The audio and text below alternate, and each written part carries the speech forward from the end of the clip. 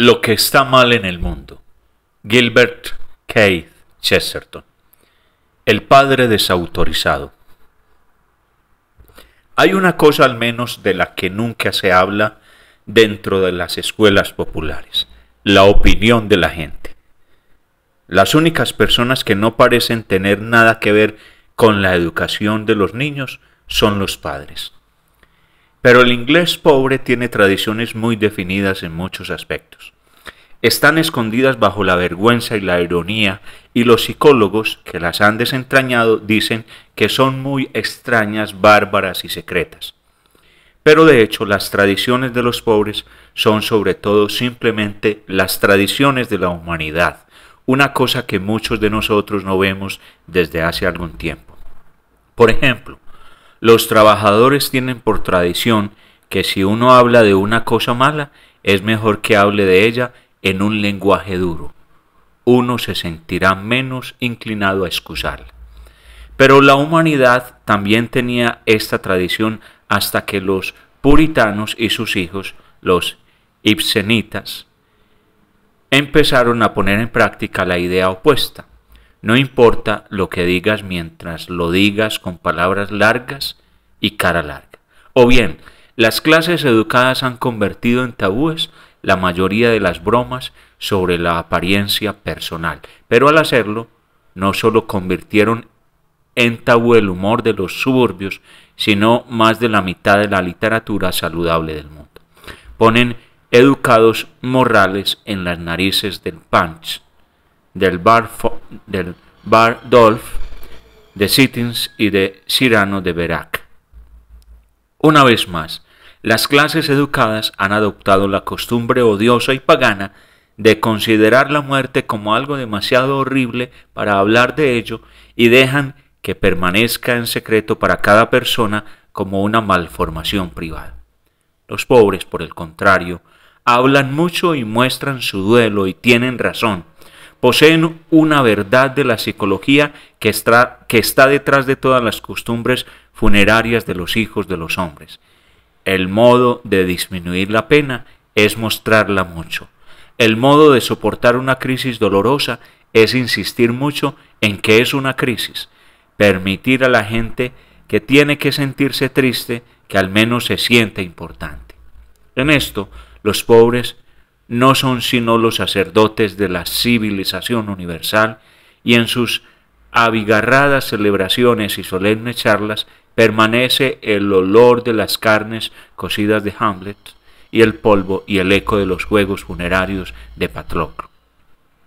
Lo que a los filántropos les gusta disculpar o no disculpan en la vida de las clases trabajadoras son simplemente las cosas que nosotros tenemos que disculpar en los más grandes monumentos del hombre. Puede ser que el trabajador sea tan safio como Shakespeare o tan hablador como Homero, que si es religioso hable del infierno casi tanto como Dante, que si es mundano hable de la bebida casi tanto como Dickens. No es que al hombre pobre le falte apoyo histórico, si cree menos en el lavado ceremonial que Cristo despreció y bastante más en la bebida ceremonial que Cristo santificó especialmente. La única diferencia entre el hombre pobre de hoy y los santos y los héroes de la historia es lo que en todas las clases separa al hombre corriente que puede sentir cosas del gran hombre que puede expresarlas. Lo que siente es meramente la herencia del hombre.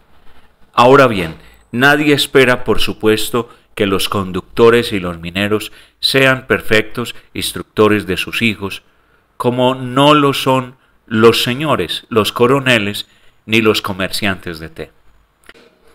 Debe ser una especialista en educación in loco parentis. Pero el profesor de Harrow está in loco parentis, el maestro de Houston se coloca de algún modo contra parentem. La política vaga del caballero, las virtudes aún más vagas del coronel, las inquietudes espirituales y del alma del comerciante de té son transmitidas en la realidad a los hijos de esas personas en las escuelas públicas inglesas. Pero quiero hacer aquí una pregunta muy sencilla y enfática. ¿Puede tener un ser vivo cualquiera la pretensión de indicar la forma en la que esas virtudes y tradiciones especiales de los pobres son reproducidas en la educación de los pobres? No deseo que la ironía del vendedor ambulante aparezca en la escuela con tanta crudeza como en la cervecería, pero ¿acaso aparece? ¿Se le enseña al niño a simpatizar con la admirable campesanía y forma de hablar de su padre? No espero que la pietas ansiosa y patética de su madre, con sus ropas de luto y sus carnes asadas funerarias, se imite punto por punto en el sistema educativo. ¿Pero tiene acaso alguna influencia en el sistema educativo? ¿Acaso algún maestro de escuela le concede un instante siquiera de consideración y respeto? No espero que el maestro odie tanto los hospitales y los centros benéficos como el padre del chico, pero ¿acaso los odia algo? ¿Simpatiza en absoluto con la inquina del padre hacia las instituciones oficiales? ¿No es bastante cierto que el maestro de escuela elemental medio no cree que no solo es simplemente natural, sino fundamental erradicar todas esas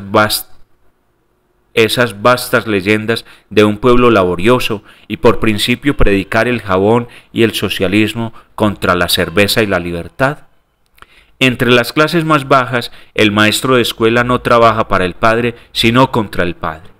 La educación moderna significa imponer las costumbres de la minoría y desarraigar las costumbres de la mayoría. En lugar de su caridad cristiana, su risa shakespeariana y su elevado respeto homérico por los muertos, los pobres han impuesto simples copias pedantes de los prejuicios de los lejanos ricos.